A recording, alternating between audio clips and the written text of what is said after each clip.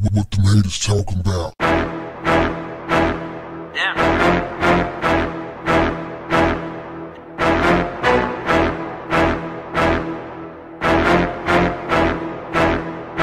What's up, family?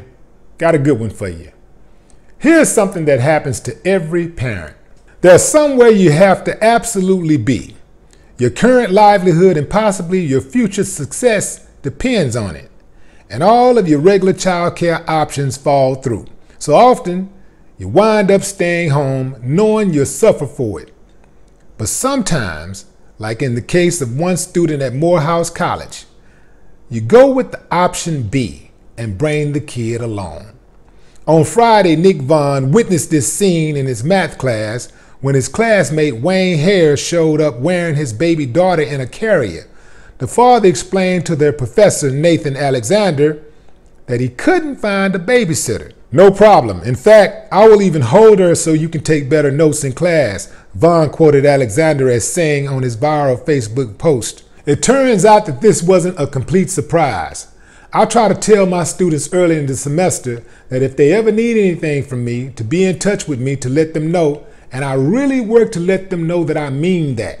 Hare had mentioned in a previous conversation that getting his daughter from place to place sometimes prevented him from attending office hours and study sessions.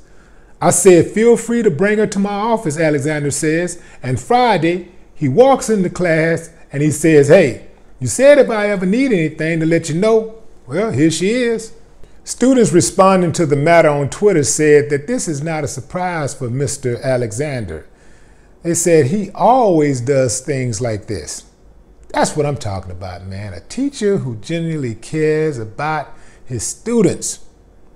One who cares and is willing to sacrifice personal time to make sure that his student excels, not just academically, but also in life. Oh man, that's a damn story, man. That's like it's a movie or something. Another movie needs to be written about that. I know they've made movies about it, but normally they make movies about the hood. I'm ready to see a movie made about a teacher that's really, really giving it their all and is not saving the little ghetto kid or something. You know, they're always making little ghetto hood movies, and you know how they come in. It's regular old setting, kids in the room cursing, playing the radio, one kissing, they kissing over in the corner and all this stuff, and the teacher coming to the chaotic room and trying to restore order, and they never listen the first few times, and then she does something to gain their respect, and then, you know, more.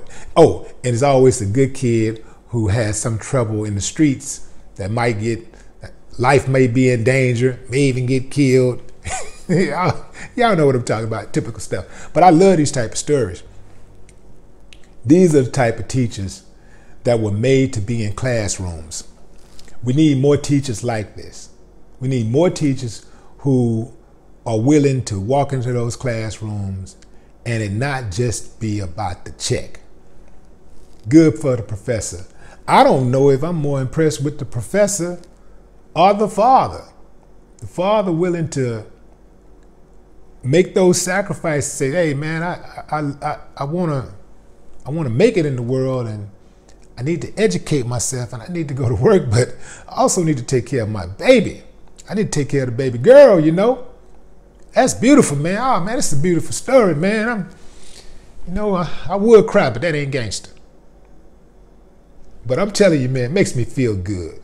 These type of stories where educators go the extra yard to make sure that their students are all right invariably reminds me of the time when I was in high school and my teacher, Miss Oliver, who was also she was my science teacher and my homeroom teacher, and she took a liking to me. She saw early on, from day one, I was a troublemaker because I came into the class being disruptive, just being a class clown. She saw early on that I was disruptive, and she decided, I didn't realize till later what she did to me, but she decided, let me get him under control. If I can get him, I can get everybody else. So she made me well, I won't say she made me, but she gave me the job of writing the daily objective on the board. Up until then, I always thought that was for the smart kids. And she also had me to watch the class when she would walk out, make sure nobody was getting out of line. Played her hand perfectly. Later on, I invited her to my home and stuff like that when I would have parties and things like that. I haven't been in contact with her in a while, so if anybody out there knows Miss Emma Oliver, who taught at Forest Brook High School in Houston, man, connect me to her. I would love to reconnect with this woman. I love her so much for what she did. And to all the teachers out there, all of the educators out there who go the extra yard, man, I love y'all for that, because that's what we need in these schoolrooms. Everybody is not playing on an equal field. Everybody is not starting at the same point. And so some students need a little bit more to get there than others. They need not a hand out, but a hand up. And sometimes that's all it takes, just a little push. Sometimes it's just talking to a student and seeing what's going on in their life and them letting them know that somebody cares about their situation. It's little things like that. But man, this is really, really a strong reminder that it truly does take a village to raise a child. No more talk. What the haters talking about?